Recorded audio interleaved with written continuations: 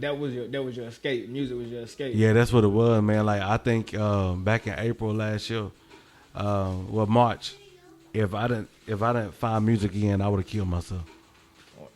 Word. Yeah, I was mentally that gone because when you come from hustling and making moves and being active and doing your thing, and then God sits you down, the devil find that as a playground to play with you. You was in the field, for real. Are you ready, Katie? Pull up in a spaceship, feeling like the Jetsons. Probably out of the universe, driving on a mission. I've been searching far and wide, chasing all the visions. Burning all the reefer up, feeling like the Jetsons. I'ma be supreme, yeah, it's be supreme. I'ma be supreme, yeah, it's be supreme, yeah. Hop up out the space, cool, we gon' find a place to go. I'ma be supreme, only pearls we be facing others, yeah.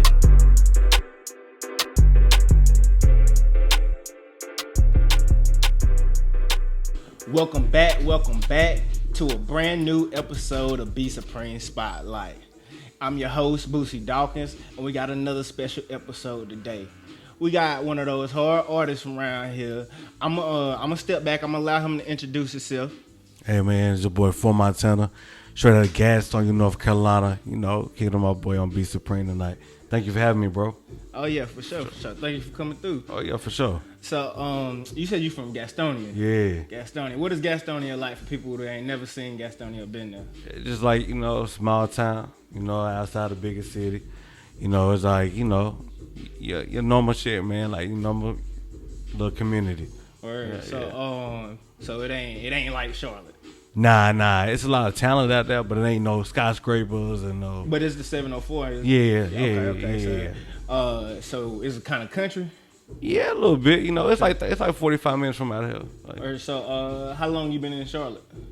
So I don't live in Charlotte technically. I just come out here to do the music part. That's what the business be done there. But like, I just got I'm back and forth between Charlotte and Houston, like outside of Houston. So just be on the road a lot too, man. So. You be on the road. Okay, so what cities you be in? You say Houston, where else? Man, I just left Baltimore. I was in Baltimore Friday night. You was telling me you was flying back in. Yeah, I went to Atlanta for 3 days. Before then, I was in Miami.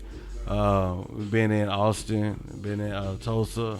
Okay, yeah, so just moving around. You working, networking. Yeah, just moving and working. So, bro. Talk about the importance to artists about that moving around, networking, and not just staying in one spot. Especially when you say you from an area like Gastonia, where you kind of want to get your face out there more than just that area. I think it's important because in order for you to better get your brand out there, you got to get it in front of many as people as possible. You can't just limit yourself to a small audience. You got to be out here where just say Gastonia, you got 75,000 people.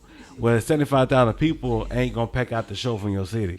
So you want to make sure you can at least go get 25,000 from out of Charlotte, 25,000 from out of Columbia, South Carolina, 25,000 from out of Raleigh. So I think in order to expand your brand, you got to be able to reach more people, and that comes with traveling, that groundwork. So what's important as far as making music that will be able to travel with you? Because some people, they make regional music where it's it might sound good in their city, but whenever you go to somewhere else, you go to Atlanta, you go to Houston, you go to New York, they way out of their range. Oh yeah, facts. I think you really gotta understand your audience that you already catering to, understand your algorithm on Spotify, Apple Music, see where you playing at the most, and focus on those areas. And if they playing you, that's because they adapted to that sound. You don't try to go, like you saying, don't force Atlanta sound on Houston. You know what I'm saying? Because they totally different. Right. Or Louisiana. Louisiana got a crazy sound too. So if you try to force those sounds on those cities, they're not going to be receptive of it. So just look at where your music been streamed at the most, and then you dive into those cities, put your money in those cities. Your investment in those cities. And I heard you talking about the numbers, so it sounds like you real analytical with your. Yeah. So you really looking at your data every day. You seeing the target areas. Is that how you actually go to the cities that you go to? Yeah. We look at where pretty much the music I make is rhythmic. So we look at urban rhythmic radio, see where we stream at the most in those areas. Okay. Then we focus on that. And then I look at the artists that I could technically be put on stage with, and I see what cities they go to. Okay. So I was like, okay, so if he here and we kind of got the same style, I need to be going out there because he going back there a lot. He ain't just do it one time. I bounce. Okay, I see what you're saying. I see what you're saying. Yeah. Like, so you matching it up. So I'm matching it up. Fit if you go there. Yeah, facts. Okay. So what you was telling me you got 2 singles that dropped. What are those? So we got The Way With The Money came out. They were produced by Too Nice. He a part of the I Got 20 in My Beat Camp, and I also did Windows Tenant. Same producer, Too Nice. I Got 20 in My Beat. So we put both of those out, and they both hit Pound 98. They hit the block out here. We hit a radio station in New York, South Carolina, and just been moving those records, man. Like Way With The Money came out 2 months before Windows Tenant, but we just working Windows Tenant right now because it's a whole different vibe. Like yeah.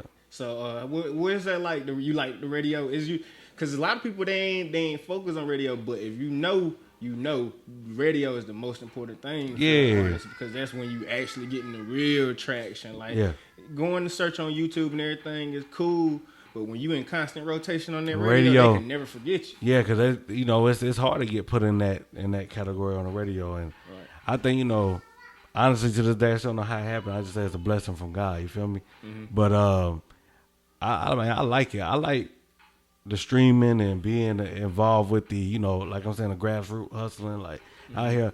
But that radio is for the people who don't have the album music or don't want to pay the subscription. Right. They still get in tune with who you are, and they go find you on Instagram and follow you off being on the radio and stuff. So okay, so speaking on that, what DJs are you tapped in with then? DJ Nikki the Key. I like DJ J-Hawk. I like DJ Yamizi, DJ Trap, of course. Let me see. It's a DJ I used to rock with. DJ Supreme, still rock with him. But yeah, pretty much them. Yeah. Okay. So let's get into more of you personally. Yeah. What was it like growing up?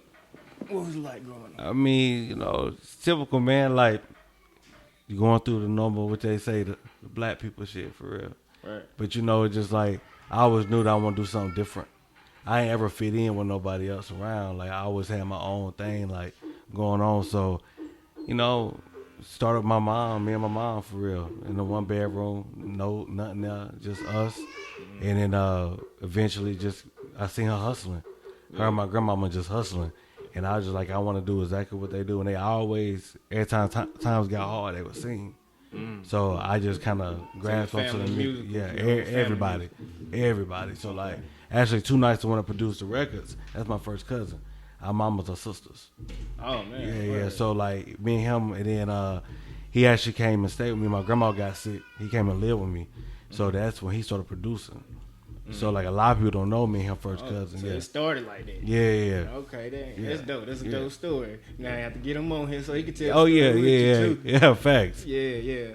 So and 20 was in here. He was talking about you a stylish guy. But you always been like that?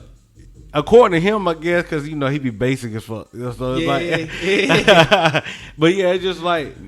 Now that I'm out moving around a lot more, I'm starting to see a lot more fashion in different cities and stuff that we're not receptive to over this area, like we ain't got to yet. Right. So I like really putting a lot of stuff together now, like colors. I used to dress in all black all the time, but now I'm trying to get outside and just like exploring different colors and just the fashion thing, man. Like I was learning that you ain't gotta always have on Dior and Louis, and you can really put some cool ass streetwear on. You know what I'm saying? Like what you got on fire. That shirt is crazy. Like, appreciate it. I like that. So, just really trying to put different styles together and be different. Like, I don't want to have a bag and blow it all on clothes. Right. I want to be able to know how to dress from every situation. Whether I go to Goodwill and find something, you know what I'm saying, or I ain't gonna go to Walmart. I ain't ever seen nothing in Walmart I can wear, but the Goodwill be having some good vintage shit. You know what I'm saying? But yeah, just like I like fashion. So do you see that as kind of like is a necessity for an artist to kind of be a stylish, like is a look for an artist? Yeah, I think that's how they identify you. You know what I'm saying? Like most people gonna identify me for like always having on black or red, cause red my favorite color. So they gonna always like, he always got on red and black.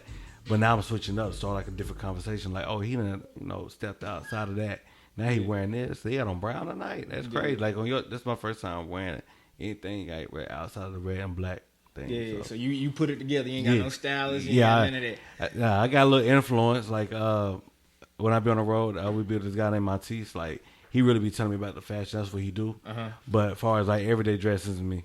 Yeah, but one thing that I noticed is like you accented the orange where like that's something that a real you really on your fashion when you do that. You know, you ain't overdoing it. Just enough. Just a little bit. Yeah, just a little bit. I was trying to really find some orange socks, but I couldn't find no orange socks. Oh, see, man, that would have been hard. I couldn't find them, man. Yeah. All right. Well, so what's next? What's next for you? What's next? For you? Right now, after when I leave Charlotte, I'm going to New York. I'll be working in the studio up there, finishing up my EP. Working with a producer named FaZe up there, and just wrapping that up, man. And go ahead and put it out in the first quarter. Trying to hit some more of these cities, do some more of these shows, meet some more dope people like you, get on some more platforms. Just really putting the brand out there more, more radio stations. Just being real, really out here networking and moving. Yeah. So, and kind of speak on that, how you think it's important to get on these type of platforms, because that was part of the reason why I started this, because if you look at it, and in the Carolinas, you know what I'm saying, we need media. Facts. Facts. Artists need media because it's every part to this have to work together for everything Facts. to grow. So you're saying, you know what I'm saying, when your artist is big, your producers is big, your videographers is big, the media, where you got a source where you can go and put your music out and talk to people. You ain't got to go all the way to New York or all the way to, and that's cool to do that because that's a different audience. But you also want to have that audience here. That make it a lot easier for you. Yeah, that's facts, man. I was just speaking about this not long ago. I was saying, like Charlotte got, North Carolina itself, but definitely Charlotte got dope artists, dope producers, videographers, photographers, but we don't have a media outlet to get that out to the masses. Like we don't have that hub, so we're like, yo, we go to Charlotte, we gotta pull up at da because they got everybody on their show. You know what I'm saying? Like when everybody go to New York, you want to go to the Breakfast Club. Right. We ain't got that here yet, so it's like, that's necessary. Like to go, something might happen there, honest, and it's all across the internet, but you ain't got no platform to go talk about your side of the story on, like to the media. So like I think it's very important. Like I really salute this because it's needed, especially in the culture in Charlotte because it's missing. Yeah. So yeah. Yeah, and then see that's exactly what I was trying to get to. Man. Yeah. So and you said you hadn't already been talking about this same. Yeah, man. I had already been talking about it. I did a interview like 2 weeks ago, and I was saying the same thing. Like it was like, what is Charlotte missing that these other major cities are missing? Oh no, they pretty much asked me like, yo, how come Atlanta got so many artists and this and the third, and New York got so many artists, and Louisiana, they got so many artists. I was like, nah, Charlotte, North Carolina got the same amount of artists. Only thing we don't have is we don't have enough playmakers. We got a lot of players, enough playmakers. Everybody want to be in the game, but nobody want to work the sideline. Right. Nobody want to be a coach. Nobody wants to be there. So I think that this right here is one of those parts of being a coach, like the media. Like we gotta have that. Yeah, like you say, whenever you got something that you need to drop, you need to be able to go somewhere where you ain't got to go 6, 7, 8, 9 hours to even talk about it. Facts. The Breakfast Club. Yeah, and travel expensive. Oh yeah, for sure. It's crazy expensive. You gotta have that home. And then, like you're saying, like the audience is a total different audience when you talking about. That's a New York based. Like, of course they're global, but it's up top. That's up top audience mostly. So then, if you have a media sources down south, you can already tap in with the audience. That's why it's so hard for a lot of people down here to get they city on their back, because the media sources is not championing these artists when they doing something good, when they dropping something, but they gotta also know about these artists, so the artists gotta tap in with them. So it's a two-way street with that. That's true. That's facts. Yeah, I agree with that 100%. Yeah. So you got a album, anything you working on? So like the Long Live Gracie project, we had that out. I just dropped that. I dropped it in July. No, I'm sorry, April. But then I got a situation, and so we took it out the internet. So we redid some songs on it, and then we released the singles. So right now we ain't got a name for it, and we ain't got a release date. But that's what I'm going to New York for. I think when the EP drop, I'm gonna be like, I'm the fusion between the Post Malone and Young Blue. Okay, that was my next question. To tell me what would your style? Yeah, that's what it is. Like I'm that fusion. I'm like that twin from North Carolina. Okay. So like I think I'm gonna really own that lane here. So that means you kind of got a global sound, right? Yeah. Yeah. Mainstream, then I got vibes though. So like Word. So are you versatile? You switch it up? You like to switch it yeah, up? like I can switch it up, but I don't want to confuse nobody. I want to get known for what I feel naturally is me, and then like someday just jump off and like I'm gonna show them I can do this too. Yeah. You know what I'm saying? But right now, I just focus on like my own authentic sound that you can compare, but you can't say it's the same. Right. Yeah. So who are some of your favorite artists? Lil Baby, Young Blue, Florida Georgia Line. I listen to them too, like all different types of music. From the city, I have favorite artists from the city. I like J-Way Sosa. Oh yeah. I listen to J-Way. Yeah. Of course, the Baby. I rock with Baby whenever he drops something. For sure. But Jules, you know what I'm saying? Oh man, she's so hard. She's bro. so hard, Jules, bro. I tapped in with Jules years ago before she even Yeah. started bubbling. Where she was just like going to little events, just trying to get her name out. Yeah. It was her and she. She from the foe. Yeah, he hard too, man. Yeah. They hard. They both went crazy in the performance, and like the way she performed, she got eye contact with everybody in the building. She went crazy, and I knew at that moment, like I'm like, nah, Jules a star, man. Yeah, She a star. I had chopped it up with her manager. We're gonna try to get something done, but yeah, I really, and then I don't know if you know Quantrell. Who? Quantrell. Quantrell Coakley. He out of the city from too. the city? Okay. Yeah. He got. He part of the team I'm with and stuff like that. Like he dope. What producers did you tapped in with? Of course, like Too Nice. I got 20 on my beat. All Man, December, Vic, Phase, my boy Zone out of Atlanta. But all them producers I'm really working hand in hand with right now. Like just they all bring something different to the table. Like that things I need in certain songs. So I'm tapping on yeah. So you know what type of vibe you want to go to when you talking to each producer. Yeah. If I want to get some with some trap drums, but it's sounding R&B, I'm going to Too Nice. If I need to get some more commercial, feel good, like big sound, I'm gonna go to Phase. If I need to get something I know is gonna be kind of like gonna put me in that area where it could be like another big record, I'm gonna go to 20. So it's just like understanding what each person brings to the table. Okay. Yeah. So what is your biggest track that our audience need to be tapping in with? Windows Tenant. Windows Tenant. Yeah. Okay. That's setting the tone for the whole year. Okay. Yeah. So that's the first. Whenever they go listen to your catalog, They need to listen start to there and then work to the rest of them. How many projects you got out?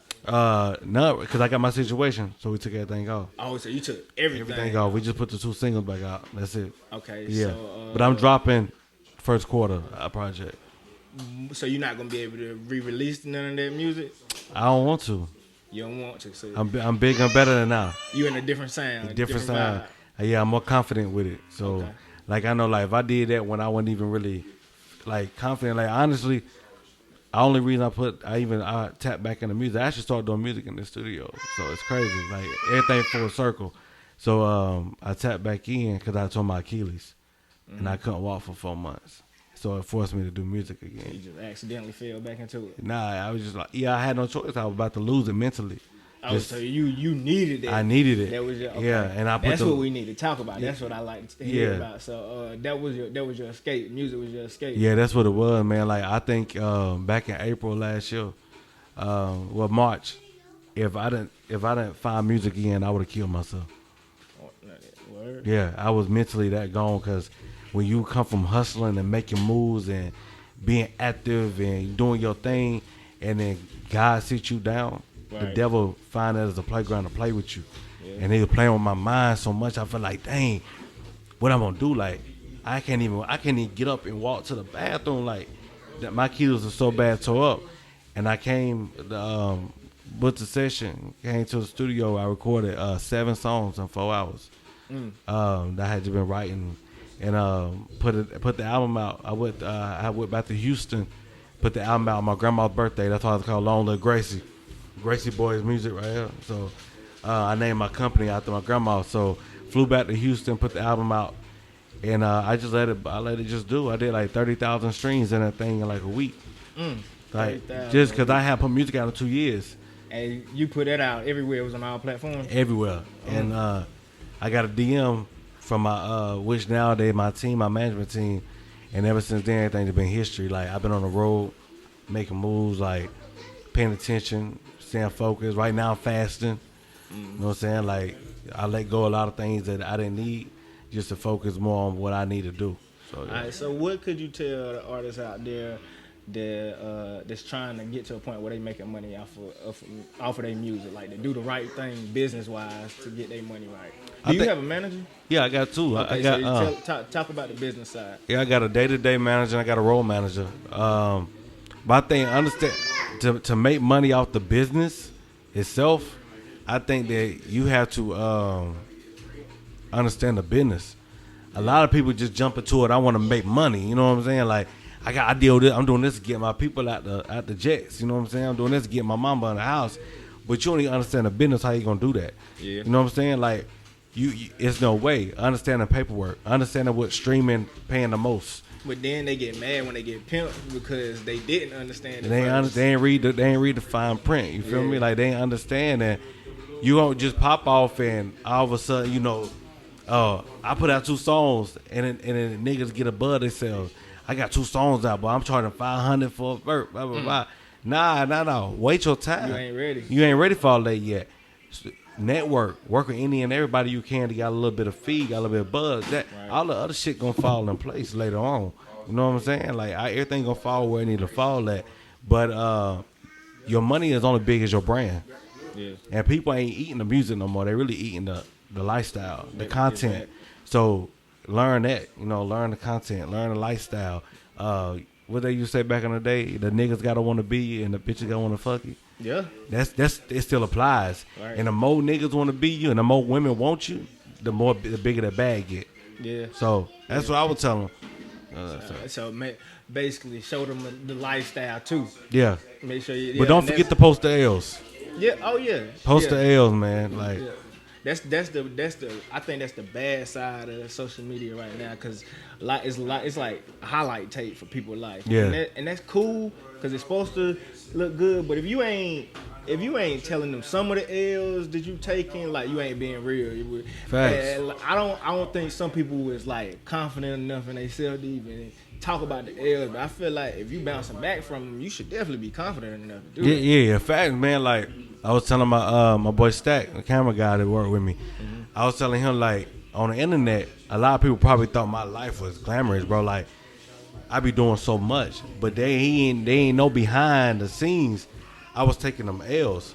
Like, I was taking L left or right. Like, waking up and missing $22,000. Like, I was taking L's and L's and L's. But that hurt. Boy, that hurt so bad. You know what I'm saying? And I say now I wish, well, somebody had asked me in the store one day like, how much a chain costs, and I had told him how much it costs.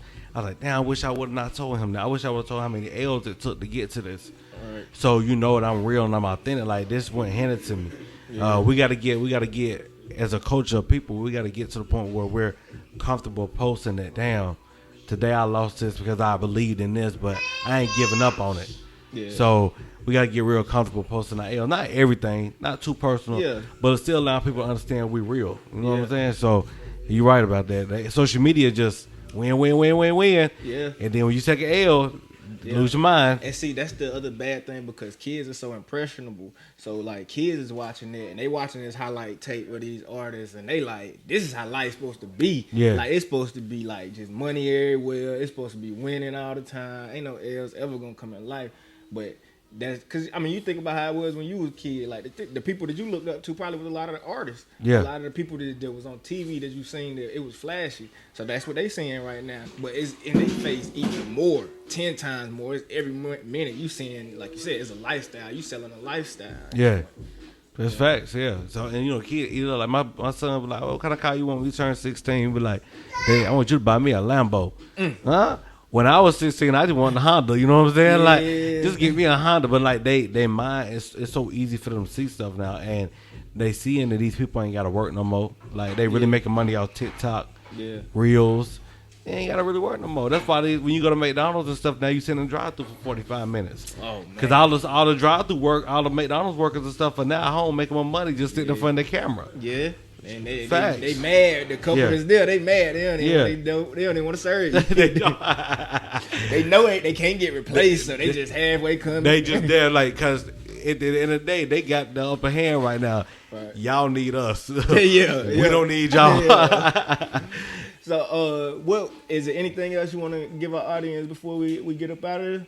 I mean, just stay true to yourself, bro. Like, don't be afraid to invest in your dream, man.